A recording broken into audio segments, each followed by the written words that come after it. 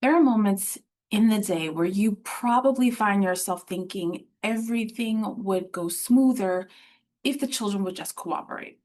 Cleaning up, lining up, getting ready to go outside, and simple group activities. And when it doesn't happen, it can feel like a child is choosing not to, like they're ignoring you or just not interested in helping. But most of the time, that's not what's actually happening. So, what looks like not cooperating is usually a child who doesn't know how to just jump in to whatever is happening at that moment.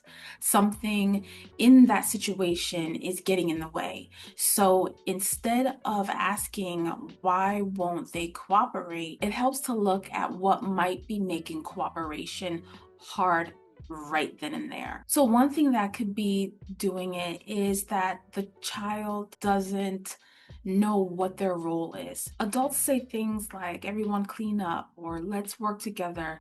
I know I've done that myself before, but what I realized is those directions are too open, they're too vague. A young child can hear this and not know where to start. And if they don't know where to start, they usually don't start at all. Another reason is that the task may feel too big. So if there are toys everywhere and a group activity already going, it can feel like too much to step into.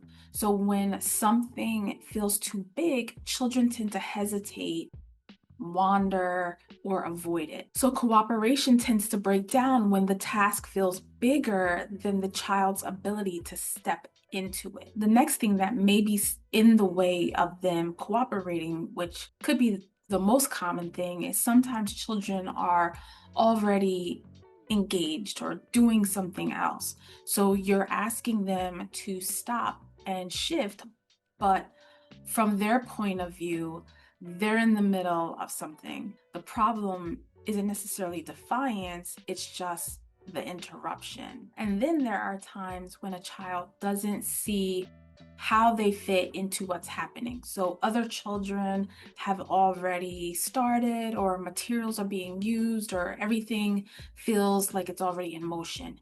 If they can't find a clear place to step in, they stay on the outside. And when these things happen, it's really common for the adult to repeat directions and urgency or assume that the child is choosing not to cooperate.